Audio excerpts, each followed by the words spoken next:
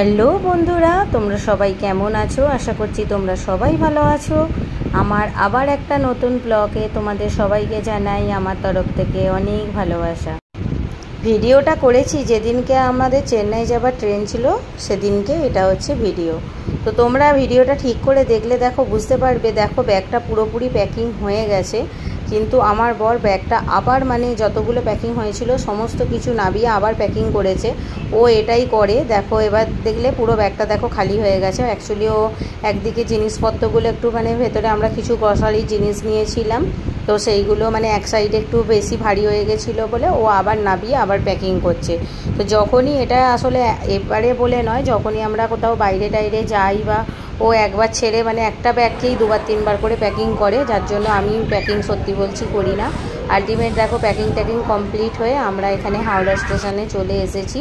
আমাদের একদম রাত্রিবেলা 12টার সময় ট্রেন ছিল, ওই জন্য এটা সেই দিনকে রাত্রিবেলার এটা তোমার ভিডিও। তো ট্রেনেতে দেখো এটা হচ্ছে পরের দিন একদম সকালবেলায় একদম ভোর ভোর মতন। তো উঠে বেশ দৃশ্যটা বেশ ভালো লাগছিল বলে একটুখানি ভিডিও করছিলাম। আর বাচ্চা নিয়ে সত্যি কথা বলতে যাওয়া এত গাড়ির মধ্যে তা যতক্ষণ তোমার রাত্রিটা কেটে গেছে যেই সকাল হয়েছে এবার কি বলবো, ঘ্যান ঘ্যান করে যাচ্ছে যে নামবে কখন নামবে। তো পরের দিনকে দেখো এটা আমরা যেদিনকে 12টায় চেপেছিলাম তার পরের দিন সেই দিনকেটা বলছি না, ভোর 4টে না, পরের দিন যেটা ভোর 4টে বেলা আর 4টের সময় আলটিমেট আমরা নেমে পড়েছি চেন্নাই স্টেশনে। তো চেন্নাই স্টেশন থেকে এটা আসলে বেরোতে অনেকটা যেখান থেকে ধরো আমরা আমাদের গাড়ি ধরবো আমরা যে যাব আমাদের কোয়ার্টারেতে, তো ওখান থেকে অনেকটাই ওটা ডিস্টেন্সটা। তো আমরা বাইরে বেরিয়ে এখন বাজে হচ্ছে 4:30 সময় করে তখন। আর বাইরে বেরিয়ে তারপর গাড়ি টাড়ি দেখতে করতে আমাদের 5:30 বেজে গেছিলো। তো এখন আমরা 5:30টার সময় দেখো এখানে কোয়ার্টারে চলে এসেছি। আর চেন্নাই স্টেশন থেকে আমাদের এখানে কোয়ার্টারটা যেখানে, সেখানটা হচ্ছে তাম্বালাম। তো ওখান থেকে আমাদের মোটামুটি 40 থেকে 45 মিনিট মতন লাগে। তো ওখানে যখন এসে দেখো মোটামুটি একটু তখন একদম সকাল সকাল একটু ভোর ভোর মতন হয়ে গেছে। তো ভিডিওটা আসলে অ্যাকচুয়ালি দুদিন ধরেই ধরো অনেক দিন ধরেই ভিডিওগুলো আমি ফোনের মধ্যে রেখে দিয়েছিলাম, এডিটিং করার সময় পাচ্ছিলাম না। তো এটা দুদিন ধরেই ধরো ভিডিওটা করা। তো এসে দেখো ঘরদোর একটু নোংরা হয়েছিল। নোংরা বলতে আমি কোয়ার্টার পেয়ে গেছিলাম, তোমাদের দাদা কোয়ার্টার পেয়ে গেছিলো 1 মাস আগে। তো ও মোটামুটি রং টং করিয়ে পরিষ্কার করে রেখেই গেছিলো। এবার তবু একদম আমাদের যে কোয়ার্টারটা না একদম হাই রোডের পাশে। তো তোমরা কিছু হয়তো কেউ যদি ধরো আমাদের নতুন না থেকে থাকো, যদি আমার ব্লগটা দেখো কেউ যারা ধরো আমার ফ্রেন্ড লিস্টের মধ্যে রয়েছে, তারা যদি আমার ব্লগ দেখে থাকো তো কিছু রিলসের মধ্যে দেখতে পাবে যে একদম পুরো আমার কোয়ার্টার একদমই পুরো একদম তোমার রোডের ধারেই, যার জন্য এত ধুলো হয়ে যায় না প্রত্যেকটা দিনই এতটাই ধুলো হয়ে যায় বলার মতো নয়, প্রচণ্ডই ধুলো হয়ে গেছিলো। আর এখানে প্রত্যেক রুমের মধ্যে একটা ছেড়ে দুটো করে দরজা। এই যে দেখছো একটা দরজা, আবার এদিক দিয়ে আবার বেরোনোর বাইরের দিকের দরজা, যেগুলো ডবল এগুলো হচ্ছে ঘরের ভেতরের দরজা। যেটা বাইরের দিকে যাওয়ার দরজায় প্রত্যেকটা করে জালি, একটা করে জালি লাগানো আছে আর একটা করে মেন দরজাও রয়েছে। তো এসে মোটামুটি একটু পরিষ্কার করতে, বা ধরো ছোটো বাচ্চাও রয়েছে, না পরিষ্কার করলেও নয়। আর আগে মোটামুটি তো তোমার দাদা পরিষ্কার করে রেখেই গেছিলো। আর তারপর ও বলল চলো একটু কিছু মার্কেটিং যাই, এখানে সামনে একটু মার্কেটিং করে নিয়ে আসি। আমি মোটামুটি গ্রসারির কিছু জিনিস কিনে নিয়ে এসেছিলাম। আর কিন্তু তোমার ধরো এই আলু পেঁয়াজ এগুলো তো আর নিয়ে আসা হয়নি, তো এগুলোই নিতে একটু গেছিলাম এখানে তো সবজি মোটামুটি আমাদের ওখানের মতনই ঠিকই আছে দাম সব কিছু। শুধু এখানে আলুর দামটা সত্যি কথা বলতে অনেকটাই বেশি। আর আমরা যেহেতু একটু আলুই বেশি খাই, তো আলুর দামটা একটু বেশি বলেই কেমন লাগে। আলু এখানে 42 টাকা করে কিলো। আর এই যে কুমড়োটা দেখছো, কুমড়ো ওরা কেউ কেটে কিছু দেবে না, এরকম গোটাই নিতে হবে। আর এইগুলো তোমাদের কি মনে হচ্ছে বলো, এগুলো কি হতে পারে? এগুলো দেখো, এগুলো হচ্ছে পুঁই শাক। তো আমি যখন প্রথমবারে দেখেছিলাম তখন মনেই হয়নি এগুলো পুঁই শাক বলে, ওই জন্য আমি এগুলো কী শাক, তারপর দেখছি ভালোভাবে তো এগুলো পুঁই শাক। দেখো এরকম ছোট ছোট, মানে কীরকম একটু অদ্ভুত টাইপের, কিন্তু মানে বেশ ভালোই টেস্ট ছিল। আর আমি একটু পুঁই শাক পাতা পাতা খেতেই বেশি ভালোবাসি। আর এইগুলো দেখো পালং শাক, এগুলো পালং শাক তো ঠিক জানোই। আর মাছ দেখো, এখানে না মাছ কেটে দেয় না, মানে কেটে দেয় মানে তোমাদের কেটে দিতে ওরা মানে পয়সা নেবে। 1 কিলো মাছে 30 টাকা 40 টাকা এরকম করে কাটিং করতে নেবে।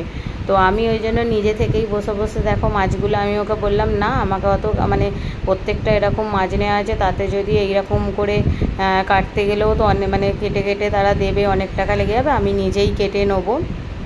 আর তোমরা হয়তো ভাববে যে এত মাছ কেন নেওয়া হয়েছে, তো আগে বলে দিই মাছ এই জন্য এত নেওয়া হয়েছে, এরা কেউ 1 কিলোর নিচে মাছ দেয় না, মানে খুব কম, মানে 500 নিচে তো দেবেই না। আর এরকম করেই নিতে হয়, যার জন্যই মানে অতটা মাছ নেওয়া হয়েছে। আর দেখো আমার মেয়েকে দেখতে পাচ্ছ, এখানে এসেই মানে বন্ধু আগেই করে নিয়েছে, এরকম একটা ব্যাপার, যেন কতদিন চেনে। আর আমার ছেলেকে এদিকে দেখো, ওর বাবা একটু চান টান করিয়ে নিচ্ছিল, আমরা তো মার্কেট থেকে, তখন আমি ওদিকে মাছ ফাছ কেটে নিয়েছিলাম, আর ও এদিকে মানে একটু চান টান করিয়ে নিচ্ছিল ওকে, করিয়ে নিয়ে তারপর আমি তো সমস্ত ধরো ঠাকুর সবই সত্যি কথা বলতে আমরা নিয়ে চলে এসেছি। আমাদের যে মানে ঘর থেকে আমার যতগুলো আমাদের যে মানে শুধু পটগুলো রেখে আসা হয়েছে ঠাকুরের যে পিকচারগুলো, আর বাকি যে মেন আমার ঠাকুরকেও আমি নিয়ে এসেছি, কারণ জল না পেলে আমরা না দিতে পারলে হবে না, তো আমার শিব তো ওখানে থাকবে না, ওই জন্য আমাদের সাথে চলেই এসেছে। তো এখানে ওই জন্য আমার বর দেখো এরকম ঠাকুরগুলো সবও একটু পরিষ্কার করে দিচ্ছিল, তো আমি ভিডিও করছিলাম একটুখানি। তো ও বলছিল যে খালি গায়ে রয়েছে তুমি ভিডিও করছো, আমি বললাম যে হ্যাঁ, ও পুরোহিত মশাইকে কিছু মনে হবে না, পুরোহিত সব জায়গাতে এরকম খালি গায়েতেই এরকম থাকে। আসলে কি বলো তো, বাইরে এই যে একটা সংসার থেকে, গোছানো সংসার থেকে আবার একটা জায়গায় এসে নতুন করে আবার সংসার করতে গেলে এতটাই মানে সেটিং হতে, এখনও যে এই যে আমি ভয়েস এডিটিং দিচ্ছি, তো এখনও অবধি সত্যি বলছি আমার কোয়ার্টার পুরোপুরি সেট করা হয়ই নে। মানে জিনিসপত্র ধরো অনেক কিছু, এবার কি হয় সব কিছুতে আর একসাথে আনা যায় না, যার জন্য মনে হচ্ছে যেন এটা নেই অনেক কিছু, যেরকম কিচেনের জিনিসপত্র আমি রান্না করছি, মানে কি আলাদা, আগে ওকে অনেক জিনিস পাঠিয়ে দিয়েছিলাম বলে না, আমি বুঝতে পারছিলাম না কি পাঠিয়েছি কি পাঠাইনি, তো খুবই সমস্যায় মানে পড়ে যাচ্ছি এখনও অবধি। তো আমরা ছুটি যাব, গেলে সামনেই যাব, তো তখন আবার জিনিসপত্র নিয়ে আসবো। আর এদিকে দেখো তোমরা হয়তো আমার রিলসের মধ্যে দেখবে যে আমার মানে বর পুরো একেবারে এই জায়গাটা ঘিরে দিয়েছে। তো হ্যাঁ, এর যে একটা মানে সবুজ রঙের কাপড় দিয়ে ঘিরেছে, এই কাপড়টা আমি মানে কিনে নিয়ে এসেছিলাম ওখানে বড়বাজার থেকে। তো ওকে বলেছি যে তুমি দেখো এখানে এতটা জায়গা, তো এবার আমার ছেলে কী করছে, পেছন দিক দিয়ে বেরিয়ে না শুধু চলে যাচ্ছিলো এদিক ওদিক করে। ওকে ওই জন্য বললাম যে তুমি একটুখানি আগে এখানটা পরিষ্কার করে আগে তুমি মানে চারধারটাকে ঘিরে দাও, না হলে সমস্যা হয়ে যাবে। তো আমি তো এখান থেকে ধরো তোমরা দেখেছো যে ফুল গাছ টাছ সবই নিয়ে গেছিলাম, তো মোটামুটি যেগুলো সমস্ত কিছু নিয়ে গেছিলাম। ও এখন ছুটিতে ছিল বলে, তখন ছুটিতে ছিল, এখন তো জয়েনিং হয়ে গেছে, তো ছুটিতে ছিল বলে ও একদিনেই মোটামুটি এটা পুরো রেডি করে দিয়েছিল। আর এদিকে দেখো এটা আমি মানে ফ্লিপকার্ট থেকে অর্ডার দিয়েছিলাম, তো আমার কাছে কোনো ডিপে ডাপা কিচ্ছু তো আমি নিয়ে আসিনি, ওকে বলেছিলাম কিছু জিনিস নিয়ে আসবো বলে, ও আমাকে কিছুই আনতে দেয়নি, বলেছিল ওখান থেকে নিয়ে নেবে। তো ওই জন্য এত সমস্যা হয়ে যাচ্ছিলো, সমস্ত জিনিস দেখো বের করে, এটা সন্ধ্যের দিকে তখন সমস্ত জিনিস বের করে আর মানে সব গোছগাছ করছিলাম, যে একেবারে এই যে আলমারিটা দেখছো, এটা মানে ফৌজের মধ্যে সবাই জামা কাপড়ই রাখে, কিন্তু আমি যখন এই কোয়ার্টারে আসি, তো আমার আগে যে ছিল সে না আলমারিটা মনে হয় রান্নাঘরেই রাখতো, তো আলমারিটা পুরো জং ধরে মানে একদম অবস্থা এমন খারাপ হয়ে গেছে, ওই আলমারিটায় আর না কাপড় জামা রাখার মতন পরিস্থিতি নয়। তো ওই জন্য আমিও ওই রান্নাঘরেই রেখেই দিয়েছি, আর ওর ওপর কভার ফভার সুন্দর করে ভালো করে লাগিয়ে নিয়েছি, আমার কাছে ছিল ওগুলো মোটামুটি এনেছিলাম বলে, ওগুলো লাগিয়ে নিয়ে মোটামুটি এইভাবে সেট করেছি। আর এই যে দেখছো শুধু দেখো মানে জিনিসপত্র মোটামুটি যা আনা হয়েছে, শুধু থালা গ্লাস এই রকম, মানে কিছু জিনিস রাখার মতন আনা হয়নি। আর এদিকে আমার দেখো পুরো লিপস্টিকটা আমার ছেলে বরবাদ করে দিয়েছে, আর বলে লাভ নেই। তো তোমাদের ভিডিওটা কেমন লাগলো জানিও। তো আজকের মতন টাটা বাই বাই।